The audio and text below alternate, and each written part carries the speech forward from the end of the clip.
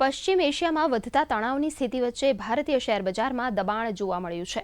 Mumbai શેરબજારનો સૂચકાંક Sensex 511 આંકના ઘટાડા સાથે 81,897 આંક પર બંધ રહ્યો, તો નેશનલ શેરબજારનો સૂચકાંક નિફ્ટી 141 આંક તૂટતા 25,000ની અંદર સમેટાયો હતો. ડિફેન્સ શેરોમાં લેવાલી રહી.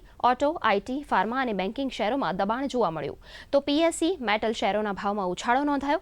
એમસીએક્સ પર કિંમતી ધાતુઓ અને ક્રૂડ ઓઇલની વાત કરીએ તો એમસીએક્સ પર સોનાનો ભાવ પ્રતિ 10 ગ્રામે 168 રૂપિયાના વધારા સાથે 99,277 રૂપિયા બોલાઈ રહ્યો છે, જ્યારે ચાંદીનો ભાવ કિલો દીઠ 665 રૂપિયાના વધારા સાથે રૂપિયા 1,06,800ને પાર પહોંચ્યો છે. આ તરફ એમસીએક્સ પર ક્રૂડ ઓઇલના ભાવમાં 1% ઉછાળો નોંધાયો, તો બ્રેન્ટ ક્રૂડ ઓઇલનો ભાવ બેરલ દીઠ $77ને પાર પહોંચ્યો છે. વૈશ્વિક બજારમાં થયેલ ઉથલપાથલની અસર ફોરેક્સ માર્કેટ પર પણ જોવા મળી રહી છે. ડોલર સામે રૂપિયો 16 પૈસા પટકાતા 86.75 રૂપિયાના સ્તરે બંધ રહ્યો.